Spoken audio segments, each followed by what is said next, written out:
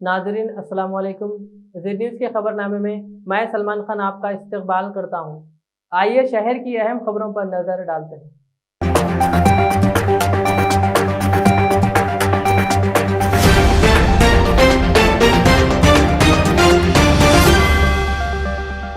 मोइनाबाद में हुए इस्मत रेज़ी के वाक़े पर मौलाना जाफर पाशा सानी आकिल अमीर मिल्लत इस्लामिया ने हुकूमत तेलंगाना की खामोशी पर सख्त बरहमी का इजहार करते हुए वज़ीर दाखिला महमूद अली को मरहुमा जिसके साथ इस्मत रेज़ी की गई इनके घर वालों से मुलाकात के लिए पहुंचने और मुजरिम पर सख्त कार्रवाई करने का मुतालबा किया।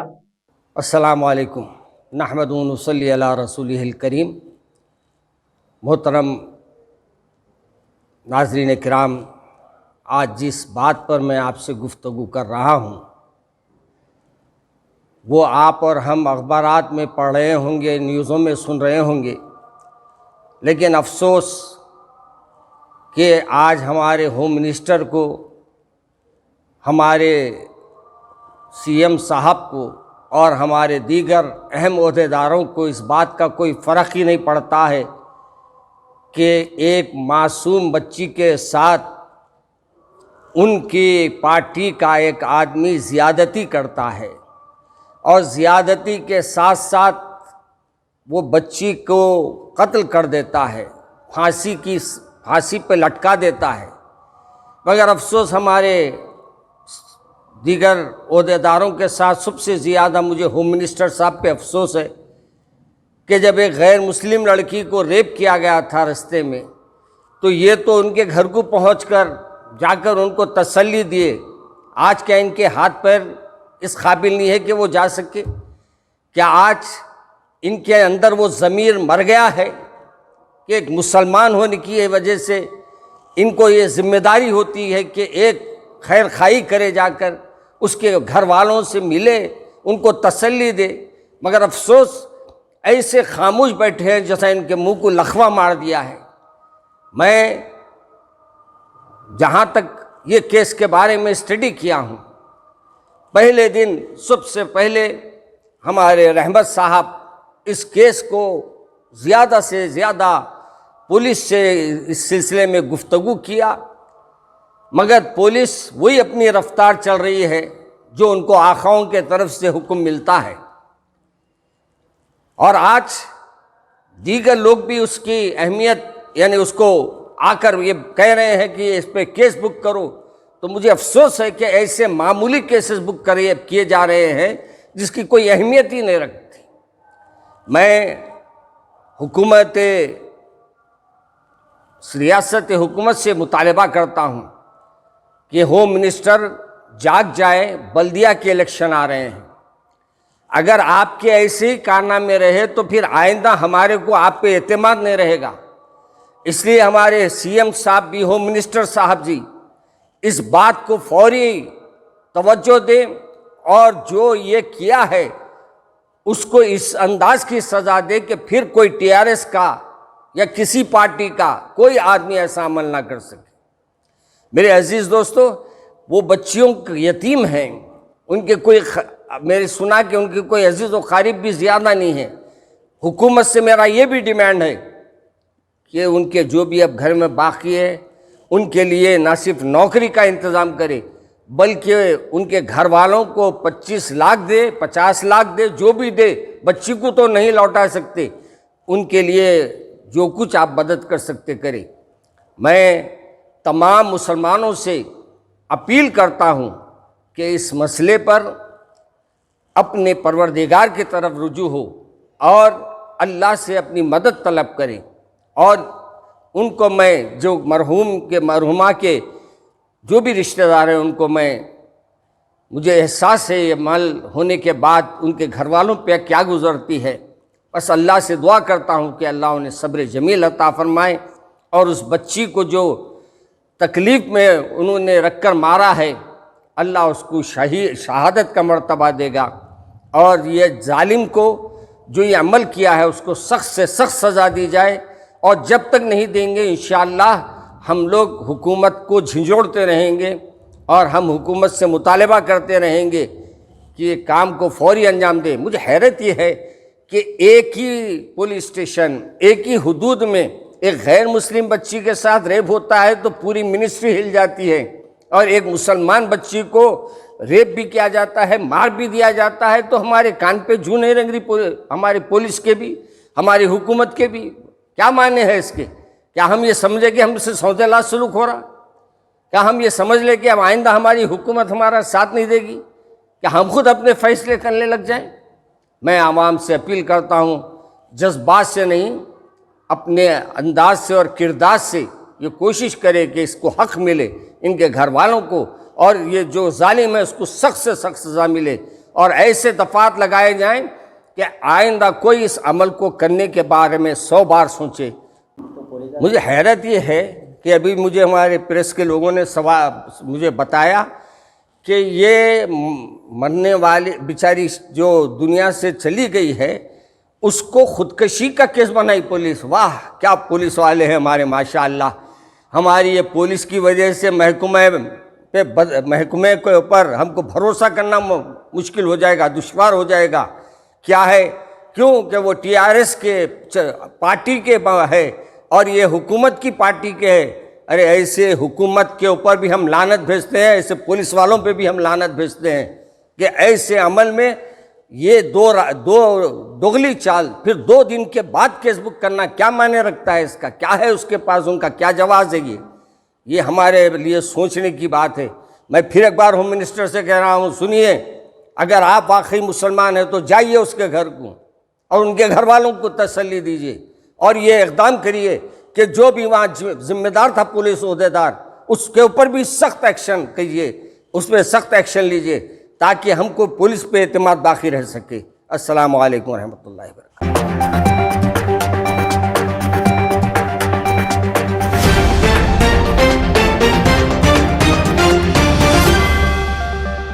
रच्चाकुंडा कमिश्नर महेश भागवत ने मुफ्त एम्बुलेंस सर्विस का इफ्तिताह अंजाम दिया।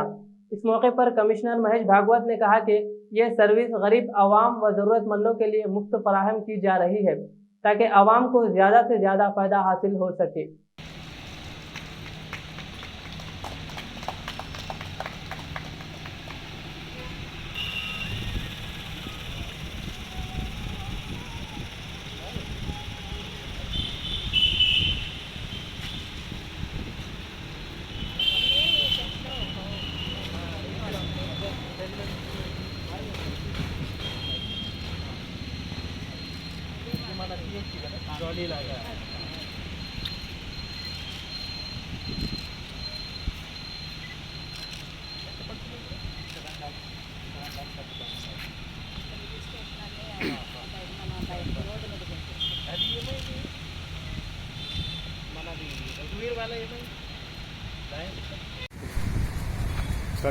Good morning all. ఈరోజు శుభదినం. ఈ society people for urban and rural education ఈ సంస్థ ద్వారా 2 అంబులెన్సెస్ వాళ్ళు లాంచ్ చేస్తున్నారు. దాంట్లో ఒక అంబులెన్స్ మన Vanasthalipuram area hospital BN Reddy Nagar అక్కడ హెడ్ క్వార్టర్, అక్కడ నుంచి 50 కిలోమీటర్ రేడియస్ లో వాళ్ళు ఎమర్జెన్సీ పికప్, తర్వాత ఈవెన్ లాస్ట్ రైడ్ కూడా దాంట్లో వాళ్ళు ప్లానింగ్ చేస్తున్నారు. ఈ సంస్థ ప్యూర్ అది మా సంధ్య మేడం సంస్థ తరఫున, తర్వాత మేడం డాక్టర్ అమెరికాలో ఉన్న ఒక శైలజ మేడం అమెరికా నుంచి కోఆర్డినేట్ చేస్తున్నారు. గతంలో ఈ ప్యూర్ సంస్థ ద్వారా మనకి ఈ ప్రదీప్ మన జంగారెడ్డి గారు అని ఎన్ఆర్ఐ అమెరికా నుంచి మనకు కొన్ని పల్స్ ఆక్సిమీటర్ అప్పుడు శాంక్షన్ చేయడం జరిగింది మన రాచకొండ పోలీస్కి. దాంట్లో కూడా ఈ ప్యూర్ సంస్థ తరఫున వాళ్ళు సహాయం చేశారు. ఈ కోవిడ్ కాలంలో అంత అంబులెన్సెస్ బిజీ ఉన్నప్పుడు ఎమర్జెన్సీ ఏమైనా ఉంటే జనరల్ పర్పస్ కోసం అంబులెన్స్ దొరకడం కొంచెం కష్టంగా ఉంటుంది. ఆ పరిస్థితిలో ఈ ప్యూర్ సంస్థ వాళ్ళు ముందుకు వచ్చి ఈ ఫ్రీ సర్వీస్ 24/7 ఫ్రీ పికప్ అది ఈ లాంచ్ చేశారు. కాబట్టి ఈ ప్యూర్ ఆర్గనైజేషన్కి వాళ్ళ యాజమాన్యానికి మా రాచకొండ పోలీస్ కమిషనరేట్ తరఫున ధన్యవాదాలు.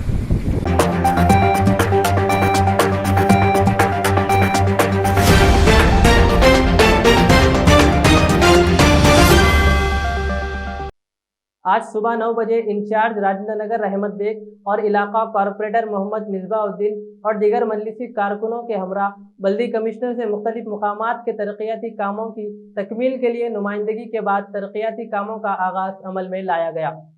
रहमत बेग ने मीडिया से खिताब किया और तफसीलात से वाकिफ करवाया।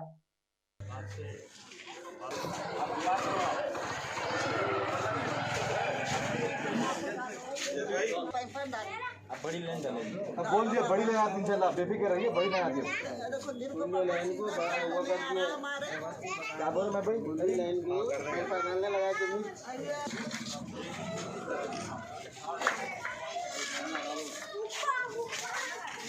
अच्छा मैं दूसरे क्या करेंगे।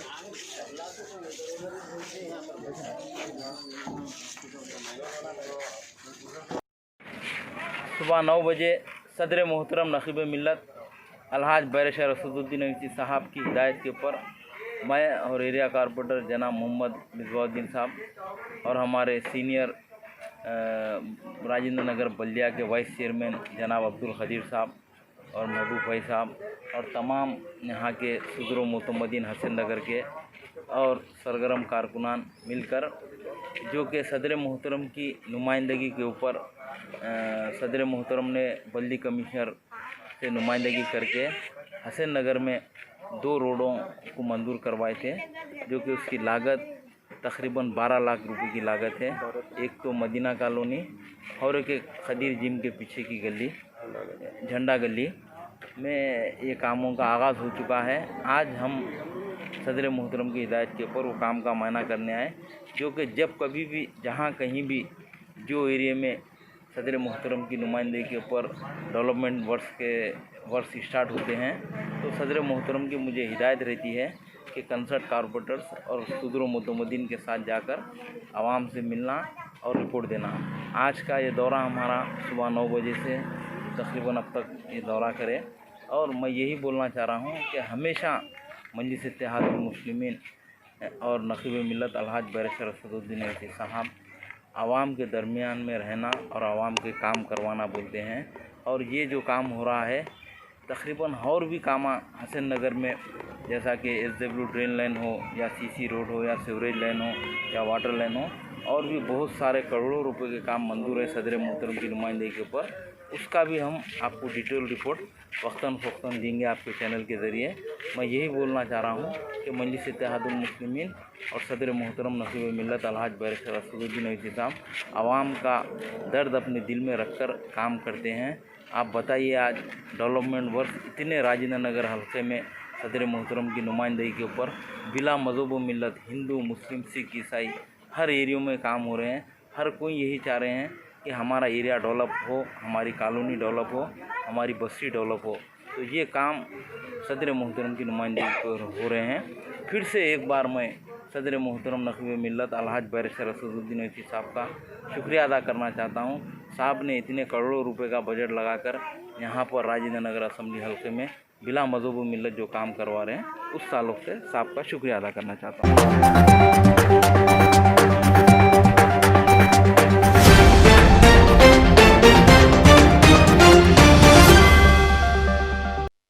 मोइनाबाद इस्मत रिजी के वाक़े का मुजरिम मधु यादव को बचाने की कोशिश में मोइनाबाद पुलिस स्टेशन सर्कल और सब इंस्पेक्टर भी हुए शामिल।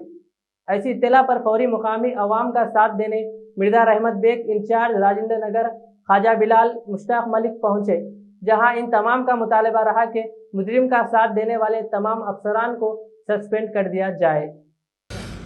बहुत बड़ी अफसोसनाक बात है कि हैदराबाद से सिर्फ 20 किलोमीटर 25 किलोमीटर की दूरी पर एक मासूम सी हमारी बहन जो कि जो है एक घर में काम करती थी, नवीन यादव नाला एक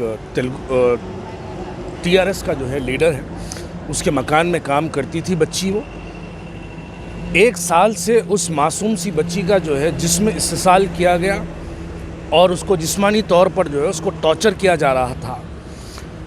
आज वो बच्ची बड़ी जो है दिल बर्दाश्त होकर आखिरी में बच्ची जो है अपने आप को फांसी ले ली। पुलिस वालों का जो रवैया है वो बड़ा यानी एहतजाज वाला रवैया हमारा जो है उनके साथ रहना चाहिए, क्योंकि बस्ती के कुछ लोगों को पुलिस वाले जमा करके इसको सुसाइड की शक्ल में जो है तब्दील करने की पूरी कोशिश कर रही है। बच्ची की छोटी सी बहन का जो है आफरीन का बयान आता है कि वो बच्ची के साथ जो है जिस्मानी रेप किया गया, उसके बाद उस बच्ची को मार कर पंखे से लटका दिया गया। जो ये बच्ची आफरीन है वो मरहूम के बाजू में सोने वाली बच्ची को, बयान को अगर हम देखते हैं तो उस बयान में कहा जाता है कि बच्ची का रेप कर इसको मर्डर कर दिया। लेकिन पुलिस की ये कोशिश है इस वक्त कि इसको रेप की शक्ल ना देते हुए सुसाइड की शक्ल दें। ये बिल्कुल गलत है। इसके लिए आज मैं मुश्ताक मलिक साहब, सैयद सलीम साहब, हमारे निज़ाम भाई और समीर वलीउल्लाह ग्रेटर हैदराबाद के चेयरमैन और दीगर लोगों ने, बहुत से लोगों ने मिलकर मोइनाबाद के चौरास्ते पे आज हम एहतजाज करें। हमारा अल्हम्दुलिल्लाह हमको ख़ुद पता नहीं था कि इतना बड़ा एहतजाज हो जाएगा कि 25 किलोमीटर तक जो है रास्ते बंद हो जाएंगे, हमको इसका अंदाज़ा नहीं था। लेकिन हमारा एहतजाज उस शक्ल में जो है मजबूर हो गया। हमारा एहतजाज इस किस्म से मजबूर कर दिया कि ACP को वहाँ पर आना पड़ा, DCP को वहाँ पर आना पड़ा। ACP ने आकर कहा कि जो सुसाइड के पेपर पे जिस पे जो है सब इंस्पेक्टर ने साइन करवाया है, मुकामी लोगों का जो साइन करवाया है, उसको फौरी आज रात में जो है फाड़ के फेंक देंगे। हमने वाज़े तौर पर, मैं और मुश्ताक मलिक साहब ने वाज़े तौर पर चैलेंज करके आए हैं कि अगर 24 घंटे के अंदर वो सिग्नेचर करा हुआ अगर पेपर नहीं फाड़ा जाएगा तो कल की रात तेलंगाना पे बहुत भारी पड़ेगी। यकीन जानिएगा, मैं शहर हैदराबाद की आवाम को कहता हूँ कि एक बच्ची का रेप हो गया और हम शहर के घरों में खामोश बैठे हुए हैं। हमारी एक मासूम सी बहन, नाबालिग बच्ची का जो है बेटी का रेप हो गया और उस पर पूरे लोग खामोश बैठे हुए। आज पुलिस मनमानी काम कर रही है। वहाँ पर एक बच्ची का रेप हो गया, मर्डर हो गया और पुलिस की कोशिश है कि उसको सुसाइड में कन्वर्ट करे। मैं मुबारकबादी देता हूँ मोइनाबाद के तमाम मुस्लिम नौजवान बच्चों को। आज सड़कों पर मोइनाबाद के 500 से ज़्यादा मोइनाबाद के बच्चे रोडों पर आकर बैठ गए। ये किसकी वजह से आके बैठ गए? किसने मजबूर कर दिया इनको आके बैठने पर? पुलिस के गलत रवैये से। बिलखुसूस मैं तो यहाँ पे ये भी कहना चाहता हूँ कि हमको साइबराबाद CP से बहुत भरोसा है। जब दिशा, वो डॉक्टर बच्ची का रेप हुआ, दिशा का जब रेप हुआ, 4 दिन में साइबराबाद के CP सज्जनर साहब ने पूरी दुनिया के सामने इनकाउंटर कर एक रिजल्ट बता दिया। तो मैं ये बात भी कहना चाहता हूँ कि ये मासूम सी बच्ची का जब रेप हुआ, साइबराबाद CP साहब, आप ये दरिंदे को भी उसी तरीके से इनकाउंटर कर दीजिए जिस तरीके से आपने दिशा के लिए काम किया। अब जब ये माहौल पैदा हो चुका है, हैदराबाद के मुसलमानों, तेलंगाना के मुसलमानों, पहचानो, इन लोगों को पहचानो। ये लोग हमारी मस्जिदें शहीद कर देते, हम खामोश बैठ जाते। ये लोग हमारी शरीयत में मदाखिलत कर दे रहे हैं, हम खामोश बैठ जा रहे हैं। ये लोग हमारी मासूम बच्चियों का रेप कर दे रहे हैं, हम खामोश बैठ जा रहे हैं। आखिर किस चीज़ का इंतज़ार कर रहे हैं? क्या हम अपने घर के अंदर रेप होने तक का इंतज़ार कर रहे हैं? क्या कब उतरोगे सड़कों पे, कब निकलेंगे? मुसलमानों में वो जोश और जज्बा ख़त्म क्यों हो जा रहा? ये ख़त्म करने वाले कौन है? मैं ये सवाल करना चाहता हूँ। आज हमारे अंदर जज्बे की कमी क्यों पैदा होती है? इसको हमको पहचानने की ज़रूरत है। अपने दिलों में जज्बा रखो, अपने दिलों में ईमानी हरारत रखो, और कोई भी, चाहे वो मुसलमान बच्ची रहो या हिंदू बच्ची रहो, उस बच्ची के साथ अगर रेप होगा तो हर मुसलमान बच्चा सड़क पर उतरेगा। ये एहतजाज करने की ताकत अपने दरमियान में पैदा करो। हमने वहाँ पर वाज़े तौर पर ACP साहब को वार्निंग देकर चैलेंज करके आए हैं कि 24 घंटे के अंदर अगर वो पेपर नहीं फाड़ा जाएगा, उसको अगर ऑफिशियल रिकॉर्ड नहीं बनाया जाएगा, तो हम फिर कल की रात तेलंगाना हुकूमत पर बहुत भारी रात पड़ेगी इंशाअल्लाह। पुलिस वालों को सस्पेंड करने के लिए जो CI लिखा है, जी, के मुतालिक क्या बात हुई? देखिए, हमने ACP साहब से जो है हमने बात की तो ACP साहब बोला कि फ़ौरन से जो है मैं उस SI को भी सस्पेंड करता हूं और इस इंस्पेक्टर को भी सस्पेंड करता हूं। ये लोगों का हम बड़ा एहतराम भी करते हैं, चाहे वो ACP रहो, DCP रहो, और बिलखुसूस साइबराबाद CP सज्जनार साहब काबिल मुबारकबाद है। देखो, हमको इस बात को भूलना नहीं चाहिए। आज से कुछ दिन पहले साइबराबाद CP के अंदर ही एक दिशा बोल के एक बच्ची का रेप हुआ था, डॉक्टर, वेटरनरी डॉक्टर का एक रेप हुआ था। 4 दिन के अंदर 4 लोगों को इनकाउंटर करके मार दिए। हिंदुस्तान का हर हिंदू, हर मुसलमान CP के ऊपर फूल बरसाया था। हम बोल रहे हैं, साहब नवीन यादव का भी इनकाउंटर कर दो, मोजमजही मार्केट के फूलों के हारा आपके सर पे से वार देंगे इंशाअल्लाह।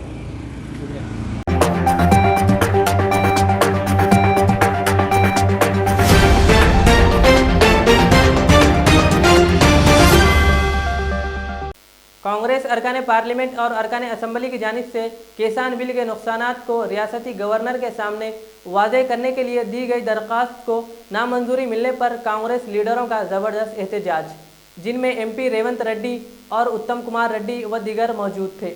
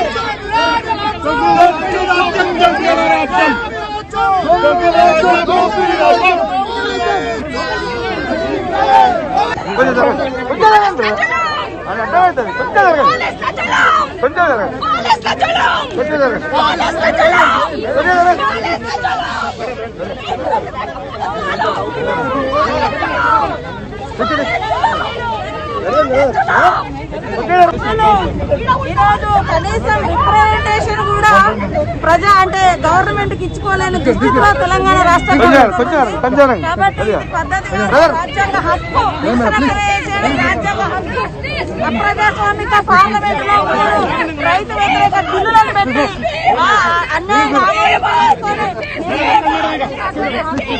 చేయడానికి మేము తీవ్రంగా ఖండిస్తా ఉన్నాం.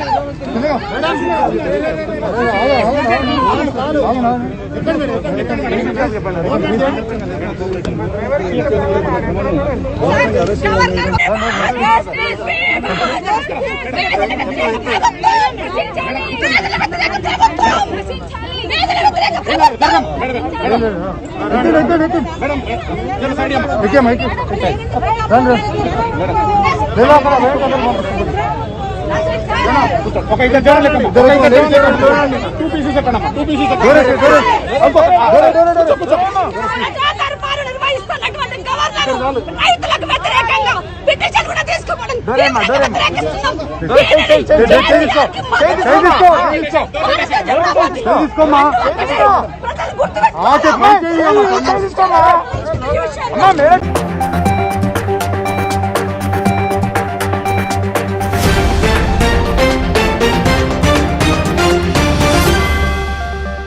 ये थी आज की हमारी अहम खबरें।